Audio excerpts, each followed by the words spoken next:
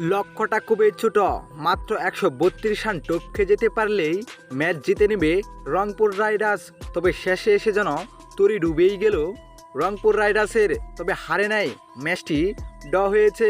দর্শক, আজ রংপুর রাইডার্স খেলতে নেমেছিল ইংল্যান্ডের হ্যাম্পশায়ারের বিপক্ষে, যেখানে হ্যাম্পশায়ারিরা প্রথমে ব্যাট করতে নেমে মাত্র 132 রান করতে পেরেছিল তারা। ইরানের জবাবে ব্যাট করতে নেমে রংপুর রাইডার্সের দুই ওপেনার সৌম্য সরকার ও স্টেভেন টিলর দুর্দান্ত ব্যাটিং করে 4 ওভারে 40 রান তুলেন এই দুই ব্যাটার। তবে 6 ওভারের আগে এই দুই ব্যাটার আউট হয়ে যান। তারপর ব্যাটিংয়ে নামেন আফিফ হোসেন দুবো, মাত্র 0 রান করেন।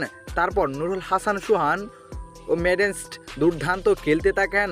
তবে শেষ পর্যন্ত এই দুই ব্যাটারও আউট হয়ে যান, যেখানে শেষে খেলা গড়ায় 12 বলে 12 রান, যেখানে ব্যাটিংয়ে ছিলেন শেখ মেহেদী হাসান।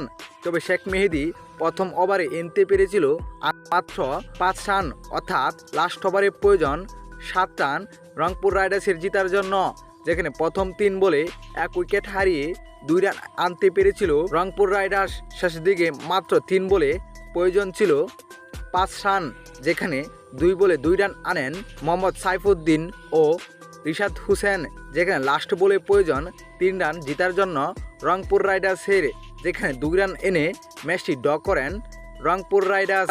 এদিন বলাই যেতে পারে ইজি জিতা ম্যাচটি ছিল রংপুর রাইডার্সের, কিন্তু শেষ দিকে স্লো ব্যাটিংয়ের কারণেই ম্যাচটি হেরেছে রংপুর রাইডার্স।